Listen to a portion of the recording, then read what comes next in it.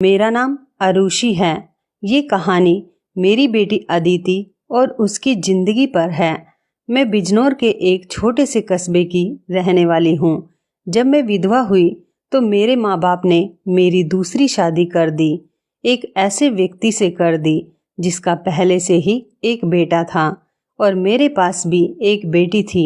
अब मेरा बेटा और बेटी एक ही कमरे में सोते थे, मगर सुबह उठते ही मेरी बेटी बेड की चादर हर रोज चेंज कर देती, फिर मुझसे छुप छुप कर पुरानी चादर धोती और खुद नहाने चली जाती। कई बार तो मेरी बेटी बेहोश भी हो जाया करती थी। वो दिन ब दिन बहुत कमजोर होती जा रही थी। एक दिन सुबह उठकर मैं जल्दी से बेटी के कमरे में चली गई, मगर आगे का माहौल देखकर मैं शर्म से पानी पानी हो गई। दिल से एक यही बात निकली कि भगवान ऐसा मंजर कभी किसी माँ को ना दिखाए, क्योंकि वहाँ मेरी बेटी और बेटा। मैं शादी के 2 साल बाद ही विधवा हो गई थी। उस वक्त मेरी उम्र 18 साल की थी, क्योंकि मेरे माँ बाप ने मेरी शादी 16 साल की उम्र में ही कर दी थी।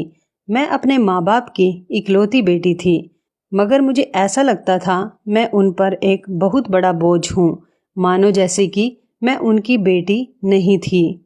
मेरे पैदा होने के बाद ही मेरी माँ कोई खुशी नहीं देख पाई थी और मेरे पिता, उनको तो बेटे की बहुत चाहत थी, इसलिए वो मुझे नापसंद करते थे और हमेशा ही मुझसे अलग रहते थे। मुझे दिल से प्यार नहीं करते थे। वो मुझे अपना मानते भी नहीं थे और मुझ पर बहुत गुस्सा करते थे।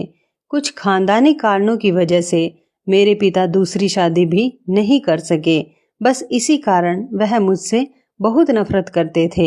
हर वक्त मुझसे सख्ती से ही बात करते थे और इसी वजह से उन्होंने मेरी शादी भी जल्द ही करवा दी थी। मेरा पति सरकारी स्कूल में एक शिक्षक था। हमारी एक 3 साल की बेटी भी थी, मगर एक दिन विद्यालय से आते हुए रास्ते में उनका एक्सीडेंट हो गया और मौके पर ही उनकी मृत्यु हो गई। वो भी मेरा साथ छोड़ गए। वो दिन मेरे लिए किसी कयामत से कम नहीं था। मुझ पर तो परेशानियों के पहाड़ ही टूट पड़े थे। कुछ दिन गुजरने के बाद मेरे सास ससुर ने भी मुझे मेरे माँ बाप के घर भेज दिया। शायद उन पर भी मैं बोझ ही थी। वो भी मुझे अच्छा नहीं समझते थे। उनके ख्याल से मैं मनहूस औरत थी। मैंने ही जैसे उनके बेटे को मार दिया हो। फिर मैं चुपचाप अपने माँ बाप के साथ उनके घर आ गई। मेरे माँ बाप भी मुझे बोझ ही समझते थे। मैं अपनी बेटी को सीने से लगाकर अकेले अकेले बहुत रोती थी। फिर कुछ दिन बाद मेरे माँ बाप ने मेरी दूसरी शादी कर दी, एक ऐसे व्यक्ति से जिसका पहले से ही एक बेटा था और मेरे पास भी एक बेटी थी। हम दोनों एक जैसे थे, इसलिए हमारी शादी हो गई, वरना मेरे तो अच्छे रिश्ते भी नहीं आते थे। उसका बेटा मेरी बेटी से 1 साल छोटा था। उसके बेटे का नाम अभिषेक था और मेरी बेटी का नाम अदिति था। हम लोग साथ ही रहने लगे और वक्त इसी तरह गुजरने लगा। देखते ही देखते अदिति 16 साल की हो गई और अभिषेक 15 साल का हो गया। जब अभिषेक के पिता का देहांत हो गया, वो भी इस दुनिया से चले गए। मतलब मेरे दूसरे पति भी हमेशा हमेशा के लिए हमें छोड़कर चले गए। उनकी हमेशा ही तबीयत खराब रहती थी। उन्हें तरह तरह की बीमारियों ने घेर रखा था, लेकिन उनकी बीमारियों के साथ जैसे तैसे गुजर बसर हो रहा था। उनके जाने के बाद मानो जैसे घर की रौनक ही उड़ गई हो। हमारा अपना मकान था, इसलिए किराए की चिंता नहीं होती थी और मेरे घर में ही एक किरियाना की छोटी सी दुकान थी। एक दिन जब हम सब लोग सो रहे थे, फिर अचानक ही बहुत जोर से आवाज आई। मेरा तो दिल बैठ गया। मैं बहुत घबरा गई थी और डर भी गई थी। मैंने देखा कि ये आवाज तो अभिषेक के कमरे से आई है। मैं उसके कमरे की तरफ दौड़ी तो मैं देखते ही हैरान रह गई। कमरे की छत गिर गई थी। ये देखकर मैं घबरा गई। मुझे डर था कि कहीं अभिषेक तो इस छत के नीचे नहीं दब गया। जब मैं करीब गई और मैंने जाकर देखा तो अभिषेक वहां नहीं था। वो बाथरूम जाने के लिए उठा होगा, इसी वजह से उसकी जान बच गई, क्योंकि उसके कमरे की छत गिर गई थी। मैंने ईश्वर से धन्यवाद किया कि ये तो अच्छा हुआ कि अभिषेक को कोई चोट नहीं आई। अगर उसको कुछ हो जाता तो मैं उसके स्वर्गवासी पिता को क्या मुंह दिखाती। लेकिन अब हमारे पास इतने पैसे नहीं थे कि हम उस छत को दोबारा डलवा सकते। कमरे का तो कबाड़ा ही बन गया था। सारी छत गिर चुकी थी और हमने उसको उसके हाल पर ही छोड़ दिया। उसके बाद मैंने अपने लिए अपना बिस्तर रसोई में ही डाल दिया और कमरे में दोनों बच्चों को सोने के लिए कहा, क्योंकि बाहर तो बहुत ज़्यादा सर्दी थी और बाहर कोई सो भी नहीं सकता था। और कमरे में एक बेड और एक चारपाई ही थी। 2 लोग भी बहुत मुश्किल से सो पाते थे। अब वो दोनों एक ही कमरे में सोते थे। मजबूरी थी, क्या कर सकते थे। एक कमरे में तो दुकान थी और मेरे पति ने घर में 3 ही कमरे बनवाए थे। यूं तो हम 3 लोगों के हिसाब से कमरे ठीक थे, लेकिन एक कमरा दुकान के लिए भी तो जरूरी था। अब मजबूरी थी, क्या कर सकते थे, गुजारा तो करना ही था। एक दिन मेरा बेटा बेटी के कमरे में सोया तो सुबह सुबह कुछ ऐसा हुआ कि मैं चकित रह गई। अभिषेक तो सवेरे उठकर नाश्ता करने भी बैठ गया था, जबकि अदिति अभी तक सो रही थी। वो तो इतनी देर तक नहीं सोती थी, लेकिन आज वो इतनी देर तक क्यों सो रही थी। उसकी आदत थी कि वो सुबह जल्दी उठ जाया करती थी। मैंने उसको आवाज़ भी दी तो वो उठ नहीं रही थी। थोड़ी देर के बाद मैंने उसके कमरे में जाकर उसको देखा तो पता चला कि वो बेहोश हो चुकी थी। मैं बुरी तरह से घबरा गई थी कि उसको क्या हो गया। मैंने फौरन ही अभिषेक को बोला कि पास के ही डॉक्टर को घर बुला लाओ। डॉक्टर घर पर आया तो डॉक्टर ने कहा कि ये बेहोश हो गई है। लड़की काफ़ी कमज़ोर है, खून की भी कमी है। कोई भारी काम इससे मत करवाना, बस आराम ही करवाना। फल और अच्छा खाना वगैरह खिलाइए, ठीक हो जाएगी। जब अदिति को होश आया तो मैं उसके पास गई और मैंने उससे पूछा कि तुम्हें क्या हो गया था। तो वो कहने लगी कि बस ऐसे ही बैठे बैठे मुझे चक्कर आने लगे थे और मैं बेहोश हो गई थी। मैंने अपनी बेटी को कहा कि तुम आराम करो, मैं तुम्हारे लिए नाश्ता बनाकर लाती हूँ। जब मैं नाश्ता लेकर आई और मैंने आकर देखा, वो अपने कमरे में नहीं थी और कमरे के बिस्तर पर चादर भी नहीं थी। मैंने बाहर जाकर उसको देखा तो वो उसी चादर को बैठकर धो रही थी। मैंने उससे पूछा, तुम ये चादर क्यों धो रही हो? तुम्हारी तो तबीयत ठीक नहीं है, डॉक्टर ने तुम्हें आराम करने के लिए कहा है। मैं उस पर बहुत चिल्लाई और कहा कि यहाँ से उठो, अपने कमरे में जाओ और नाश्ता करो, कुछ खाओगी पियोगी तो ठीक हो जाओगी। उसने कहा, नहीं नहीं, मुझे ये चादर जरूर धोनी है। बिस्तर पर बिछाने के लिए हमारे घर में एक ही तो चादर है। मैंने कहा कि अचानक से ये चादर धोने का भूत तुम्हारे सर पर क्यों सवार हो गया है? इतनी तो चादर गंदी नहीं थी जो तुम उसको धोने के लिए बैठ गई। छोड़ दो इसे, मैं खुद इस चादर को धो दूंगी। उठो यहाँ से। उसने मेरी बात नहीं मानी और चादर को छत पर सुखाने के लिए चली गई। उसके बाद ही उसने नाश्ता किया। फिर थोड़ी देर के लिए वह सो गई और अभिषेक भी काम पर जा चुका था। उसको सिर्फ मैंने हाई स्कूल तक ही पढ़ाई करवाई थी और वो एक कपड़े की दुकान पर काम करता था। वो बहुत ही मेहनती था। घर वाली दुकान तो मैं खुद ही चला लिया करती थी। वैसे भी उस दुकान में ज़्यादातर बच्चे ही आते थे। दिन इसी तरह से गुजर गया। उस दिन अभिषेक ने मुझसे कहा, आज मैं खाना खा कर आया हूँ। वो देर से आया था और अदिति भी पहले से ही कमरे में सो चुकी थी। वो भी जाकर कमरे में सो गया। मैंने भी रसोई में अपनी चारपाई डाल रखी थी। जगह बदलने की वजह से मुझे नींद नहीं आ रही थी। मैं अपने पति को याद ही कर रही थी। दूसरा पति मेरा बहुत अच्छा था, मेरा बहुत ख्याल रखता था। उसने कभी भी मुझे पहली शादी का ताना नहीं दिया था और मेरी बेटी को वो हमेशा अपनी ही बेटी समझता था। और मैंने भी अभिषेक को कभी नहीं बताया था कि वह मेरा सौतेला बेटा है। उसने भी मुझसे अपने हिस्से का प्यार ले लिया था। वो मुझे सगी माँ से भी ज़्यादा प्यार करता था और मेरा कहना भी मानता था। वो उस घर में अकेला ही मर्द था।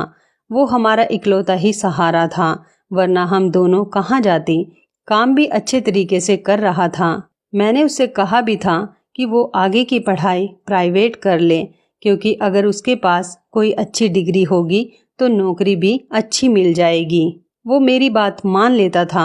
सुबह सुबह फिर से कुछ ऐसा हुआ कि मैं हैरान रह गई। अदिति फिर से बेहोश हो चुकी थी और इस बार तो उसकी शक्ल देखकर लग रहा था जैसे उसके जिस्म का सारा खून ही खींच लिया गया हो। वो बिल्कुल पीली पड़ गई थी। फिर मैंने डॉक्टर को बुलवाया। डॉक्टर ने वही बात कही कि मैंने आराम करने को कहा था। इसको खाने में क्या खिलाया था आपने? मैंने उनको सारी बात बताई। मैंने कहा कि वही दाल सब्जी खिलाई थी और फल भी खिलाए थे। पूरा दिन कोई काम भी नहीं करवाया था। तो डॉक्टर ने कहा कि दोबारा से कैसे इतनी कमज़ोर हो गई। आप इस बात को सीरियस लीजिए, नहीं तो आपकी बेटी की जान को खतरा हो सकता है, क्योंकि इस तरह से अचानक बेहोश हो जाना और कई घंटों तक बेहोश रहना कोई मामूली बात नहीं। डॉक्टर ने सख्ती से सारी बात बताई और कुछ देर बाद वो चले गए। फिर जब अदिति को होश आया तो मैंने उससे कहा कि तुमने फिर से अब कोई काम किया तो मुझसे बुरा कोई नहीं होगा। लेकिन थोड़ी देर बाद जब मैं उसके कमरे में दोबारा गई तो मैं ये देखकर हैरान हो गई कि वो क्या कर रही थी। वो तो फिर से बैठ के चादर को धो रही थी। इस बार मैं उसे दूर से देख रही थी, क्योंकि जो भी वो कर रही थी वो सब कुछ मामूली नहीं था। वो बेहोशी से उठकर चादर को धोना शुरू कर देती थी। ये सब क्या हो रहा था?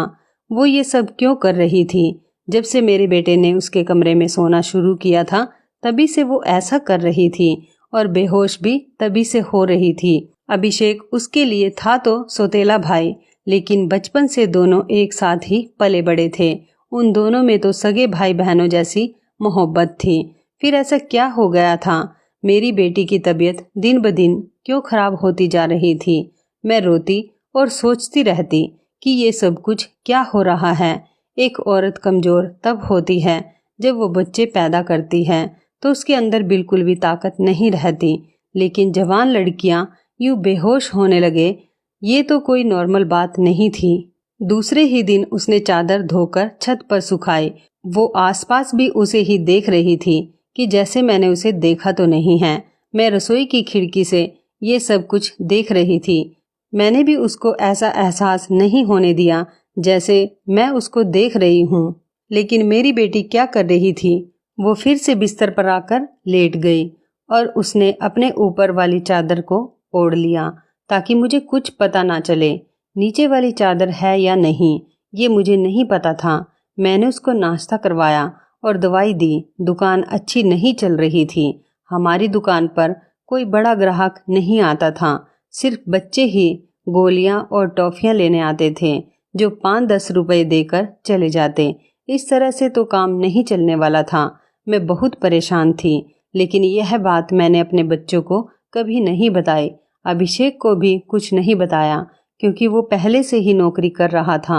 अब अगर ऐसे में ये बात बता देती तो वो और भी ज़्यादा परेशान हो जाता। लेकिन मैं खुद बहुत परेशान हो गई थी।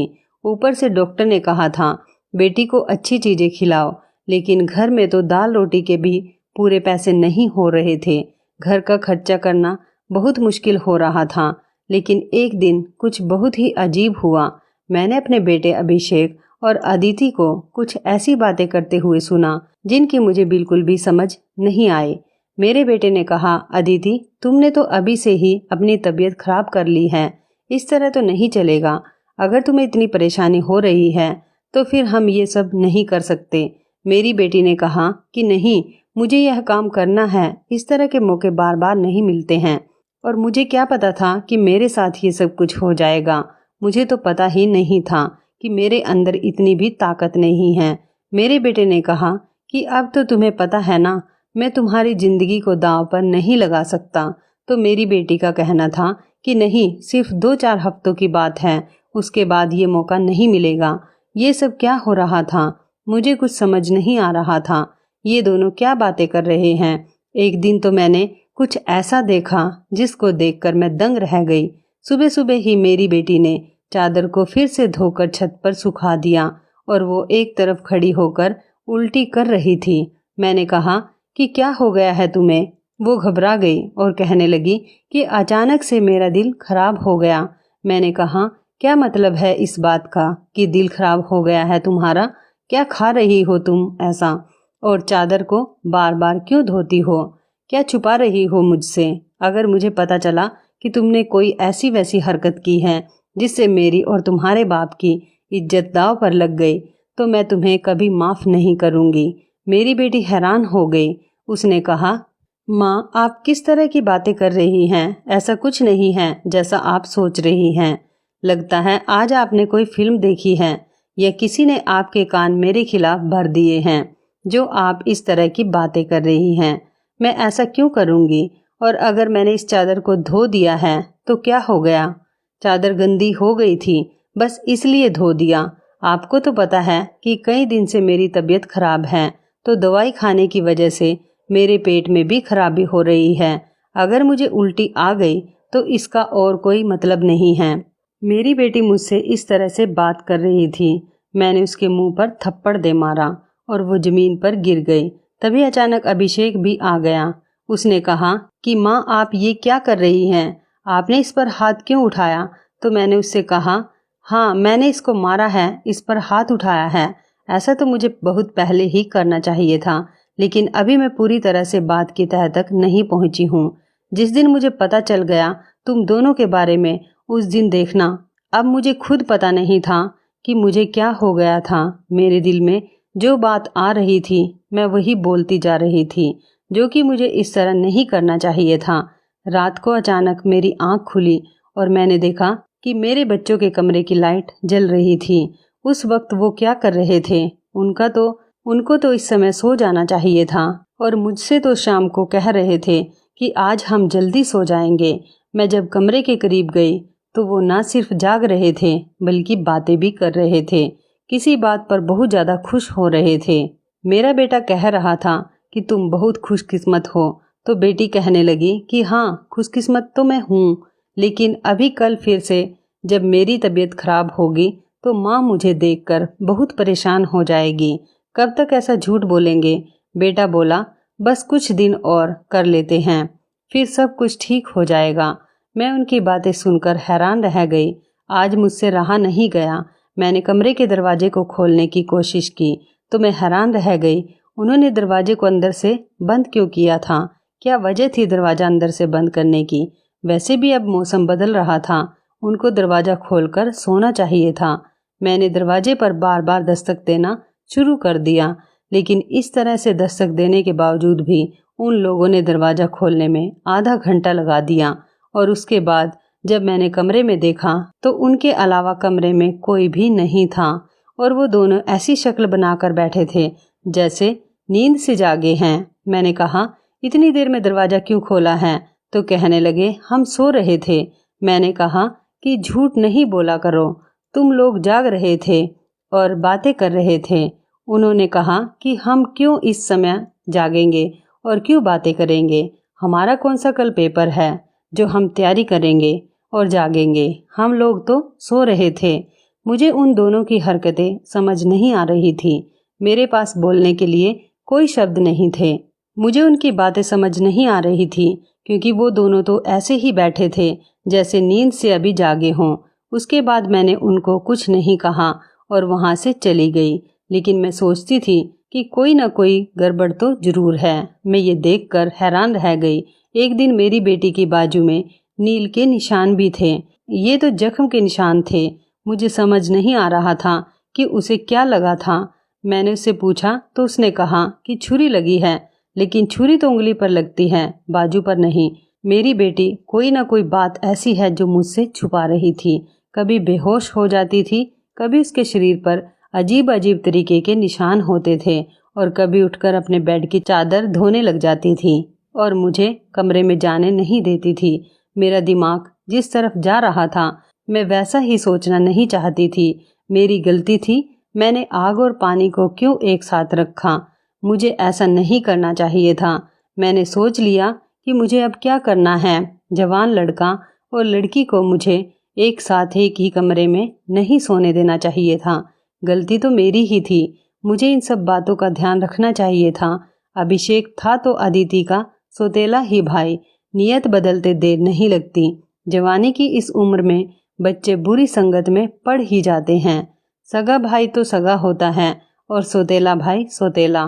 तो फिर मैं कैसे सौतेले भाई बहन को एक साथ एक ही कमरे में सुला रही थी? ये मेरी ही गलती थी। जब हम ही बच्चों पर ध्यान नहीं देंगे, परेशानियां तो पैदा ही होंगी। अच्छी बुरी बातों का ध्यान तो हमें ही रखना होता है। बच्चे तो नादान होते हैं और नादानी में ही बहुत सारी गलतियां कर बैठते हैं। जैसे जैसे विचार मेरे दिमाग में आ रहे थे, अगर ये सारे विचार सही हो गए तो फिर सारा का सारा कसूर मेरा ही होगा। मैंने अपने बेटे और बेटी पर नज़र रखी थी।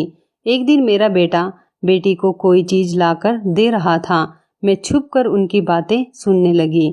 उसने कहा कि यह तुम्हारी दवाई है, इस परेशानी के लिए यह दवाई ले लो तो सब कुछ ठीक हो जाएगा। उसने मेरी बेटी को छुपाकर वो गोलियां दी। मैं परेशान हो गई कि ये किस चीज़ की गोलियां उसको दे रहा है। आखिर ऐसी क्या बात है जो परेशानी ये दोनों हल करना चाहते हैं और उसके बारे में मुझे नहीं पता। और ये दवाइयाँ कुछ अजीब सी क्यों लग रही थी। मेरी बेटी ने भी वो दवाइयाँ फौरन से पकड़ ली और उनको अपने दुपट्टे के पल्लू में छुपा लिया। बेटे ने कहा कि रात को सोने से पहले खा लेना, तो फिर अगले दिन तुम बेहोश बिल्कुल भी नहीं होगी। और 2-3 दिन तक तो मेरी बेटी वाकई बेहोश नहीं हुई थी, लेकिन उसके बाद शायद उसकी वो गोलियां खत्म हो गई और एक दिन बाद फिर से मेरी बेटी बेहोश हो गई थी। मेरा बेटा भी घर पर नहीं था, इसलिए मैंने आज फ़ायदा उठाने के बारे में सोचा। मैंने वो चादर बहुत ही होशियारी से बेटी के नीचे से खींच ली और उसको तरीके से तय करके अपने कमरे में ले आई। मुझे खोल कर देखना था कि इस पर ऐसा क्या लगा होता था जिसकी वजह से मेरी बेटी सुबह उठते ही उसे धोना शुरू कर देती थी और यहाँ तक कि अपनी बीमारी का भी ख्याल नहीं करती। जब मैंने चादर को खोल कर देखा तो पहले तो मुझे कुछ नज़र नहीं आया, लेकिन जब मैंने ध्यान से देखा तो ये देखकर मैं हैरान रह गई कि उस चादर पर सफ़ेद सफ़ेद बाल थे और पूरी चादर बालों से भरी हुई थी। मुझे समझ नहीं आया कि ये किस चीज़ के बाल हैं, क्योंकि यह बाल बिल्कुल सफ़ेद और छोटे छोटे बाल थे। मैं हैरान हो गई, लेकिन मुझे यह बात समझ नहीं आई। मैं सोचती रही कि ये सब कुछ क्या हो रहा है। मैं बेटे और बेटी की हरकतों पर नज़र रख रही थी, इसलिए सारा कुछ अपने दिमाग में सोच रही थी, लेकिन मैं किसी नतीजे पर नहीं पहुंची थी। तब तक मेरी बेटी को ये पता चल ही गया कि चादर मैंने देख ली है, तो वो मेरे पास आकर बैठ गई और कुछ अजीब सी घबराई हुई नजर आने लगी। उसके बाद मैंने उससे पूछ लिया कि क्या बात है, क्यों परेशान लग रही हो।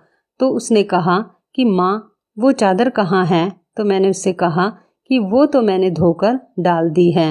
ये कहकर वो मेरे पास से जाने लगी, तो मैंने उसका हाथ पकड़कर उसे रोक लिया और मैंने कहा कि मैं सब कुछ देख चुकी हूँ। उस चादर पर जो भी लगा हुआ था, मुझे बता दो। ये सब कुछ किया है तो मुझसे इतने दिनों से क्या छुपा रही हो। मैं बहुत परेशान हो गई हूँ। मेरे दिमाग में बहुत बुरे बुरे विचार आ रहे हैं। वो मेरे पास बैठ गई और फिर मेरी बेटी ने मुझे ऐसी बात बताई कि मेरे कदमों तले से ज़मीन निकल गई। मेरी बेटी ने मुझे बताया कि माँ, जैसा आप समझ रही हैं वैसा बिल्कुल भी नहीं है। दरअसल हमने देख लिया था कि इस घर के हालात अच्छे नहीं चल रहे। घर की दुकान भी नहीं चल रही थी और भैया भी कुछ खास पैसे नहीं कमा रहे थे, लेकिन हमें ऐसा कोई काम नहीं मिल रहा था जो हम लोग कर पाते। फिर भैया के एक दोस्त ने उसको एक काम दिया। दरअसल उसने कुछ बहुत ही नस्ली किस्म की बिल्ली के बच्चे रखे हुए थे, जो कि 3 से 4 की तादाद में थे, लेकिन उनको संभालना उसके बस से बाहर था। इसलिए उसने हमें उन बच्चों को संभालने का काम दिया और उस काम के बहुत सारे पैसे दिए। दरअसल भैया भी पूरा दिन वहीं होते थे, लेकिन रात में भाई को आराम भी करना होता था, इसलिए उन बिल्ली के बच्चों को कमरे में ले आते थे और मैं उनको संभाल लेती थी। उन्हीं के बाल सुबह चादर पर लगे हुए होते थे, जिसको मैं सुबह को धो देती थी, क्योंकि हमें पता था कि आपको इस तरह की चीज़ें अच्छी नहीं लगती और हम आपको ये सब कुछ बताना भी नहीं चाहते थे। हम ये सब काम कर रहे थे और मुझे बाद में पता चला कि मुझे बिल्ली के बच्चों से एलर्जी हो जाती है, जिसकी वजह से मैं सुबह को बेहोश हो जाती थी। भैया ने मुझे जो दवाइयाँ ला कर दी थी वो भी इसी चीज़ की थी, ताकि मेरी एलर्जी कम हो जाए।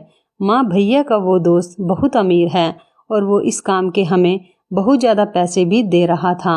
वो हमें एक दिन के 1000 रुपये दे रहा था और आज उन बच्चों का हमारे घर में आखिरी दिन था, क्योंकि अब वो उन्हें लेकर दूसरे शहर चला गया है और हमने इतने पैसे कमा लिए हैं कि हम उस कमरे की छत भी डलवा सकते हैं और घर का कुछ राशन भी ला सकते हैं। हमें पता है कि आपको पालतू जानवर पसंद नहीं हैं, इसलिए हमने आपको ये बात नहीं बताई थी, लेकिन आपने तो न जाने हमारे बारे में क्या क्या सोच लिया, हम पर इतना शक किया।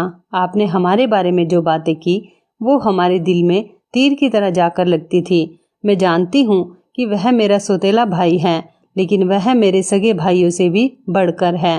उसने हर बार सिर्फ हमारे बारे में ही सोचा है, जबकि देखा जाए तो हम उसके क्या लगते हैं। उसका पिता तो इस दुनिया से जा चुका है और उसके अपने रिश्तेदार भी तो हैं जो कि हमसे बहुत ज़्यादा अमीर हैं। वो उनके साथ जाकर भी तो रह सकता है, लेकिन वो फिर भी हमारे साथ रहता है क्योंकि वह हमें कभी अकेला नहीं छोड़ना चाहता। उसने हमेशा मुझे अपनी सगी बहन ही माना है। उसने कभी मुझसे कोई गलत बात नहीं की और वो हमारा साथ भी देता है, हमारे लिए बहुत कुछ करता है। पूरा दिन वो काम करता था, रात को मैं उसकी मदद करती थी। वो कहता था कि वो रात में भी ये सब कुछ कर लेगा, दिन भर तो वो बेचारा मेहनत करता था। इसलिए मैंने उससे कहा कि रात को तुम आराम किया करो, बच्चों को मैं देख लूँगी। इसलिए मैं उसकी मदद कर रही थी। मुझे ये सुनकर बहुत ही ज़्यादा अफसोस हुआ और मुझे खुद पर बहुत गुस्सा भी आ रहा था। मैंने अपने बच्चों के बारे में क्या क्या सोचा। मैं अपने बच्चों के बारे में जितना गलत सोच रही थी, मेरे बच्चे उससे भी कई गुना ज़्यादा अच्छे हैं। इतनी गलत बातें मैंने उनके बारे में सोची जितनी मुझे सोचनी भी नहीं चाहिए थी। हमने ये बात अभिषेक को नहीं बताई। अदिति ने भी उसको कुछ नहीं बताया कि मुझे सारी बात का पता चल गया, क्योंकि अब ये काम वैसे भी ख़त्म हो गया था और मैं उसकी नज़रों में और ज़्यादा गिरना नहीं चाहती थी। कुछ दिन बाद अभिषेक ने उस कमरे की छत डलवा दी और अब हमारे घर का कमरा भी ठीक हो गया था। धीरे धीरे हमने बहुत मेहनत की। मेरी बेटी ने भी घर में बच्चों को ट्यूशन पढ़ाना शुरू कर दिया था। हमारे हालात पहले से बेहतर होने लगे। धीरे धीरे इतने बेहतर हो गए कि हमारे घर में कोई तंगी नहीं रही। मेरे साथ जिंदगी ने बहुत बुरा किया था, लेकिन अच्छा ये किया कि मुझे बहुत ज़्यादा नेक और अच्छे बच्चे दिए, चाहे वो मेरे अपने थे या पराए। ईश्वर की कृपा से मेरे दोनों बच्चे बहुत ही मेहनती हैं और इस बात को समझते हैं कि अभी उनकी मेहनत के दिन हैं। हाथ पर हाथ रखकर नहीं बैठ सकते, क्योंकि उनके सर पर पिता का साया नहीं था और मैं भी कुछ खास कर नहीं सकती थी। इस बात का उनको एहसास था और यह एक बहुत बड़ी बात है। ईश्वर की कृपा है कि अब सब कुछ ठीक हो गया। ऊपर वाले का लाख लाख शुक्र हुआ। जैसा मैं सोच रही थी वैसा कुछ नहीं हुआ, लेकिन ऐसा हो भी सकता था। अगर ऐसा होता तो मैं कहाँ जाती। बस आखिर में मैं इतना कहना चाहूँगी, जो ऊपर वाला चाहता है होता वही है। मेरे बच्चे बहुत समझदार हैं और उनके दिल में कोई ऐसी बात नहीं है, लेकिन फिर भी मैं ऐसी माँओं को नसीहत करूँगी, बच्चों के साथ के इस मामले में थोड़ी एहतियात जरूर करें और वो गलती ना करें जो मैंने अपने बच्चों के साथ की है। मुझे दोनों को एक कमरे में नहीं रखना चाहिए था, क्योंकि जो ना हुआ और वो हो भी सकता था, और अगर वो हो जाता तो सब कुछ खत्म हो जाता। मेरे बच्चे तो समझदार थे, शायद मेरे साथ इसलिए ऐसा नहीं हुआ। अपने बच्चों का ध्यान रखें, उनकी ज़िंदगी पर भी ध्यान रखें और वो कब क्या कर रहे हैं इस बारे में पूरी जानकारी रखें और बच्चों पर प्यार करने के साथ साथ थोड़ी सख्ती भी रखें और वो क्या गलती कर रहे हैं क्या नहीं, इन सब बातों के बारे में उनसे जानकारी लेते रहें। और इस बात का ध्यान रखें, जब बच्चे जवान हो जाएं तो उनका बिस्तर अलग कर देना चाहिए। आपसे भी यही कहूँगी कि अपने बच्चों का ध्यान रखें। तो इस कहानी के बारे में आपकी क्या राय है, कमेंट करके ज़रूर बताइएगा। दोस्तों, आपको हमारी ये मज़ेदार कहानी कैसी लगी, आप हमें कमेंट बॉक्स में ज़रूर बताएं। यदि आपके पास भी ऐसी कोई प्यारी सी कहानी है या फिर ऐसी कोई और कहानी जिससे कुछ शिक्षा मिले, तो आप हमारे साथ उसको ज़रूर शेयर करें। दोस्तों, यदि आपको हमारी ये वीडियो अच्छी लगे तो आप हमारी इस वीडियो को लाइक शेयर ज़रूर करें और ऐसी ही दिल को छू लेने वाली प्रेरणादायक कहानियाँ सुनने के लिए हमारे चैनल को भी सब्सक्राइब करें।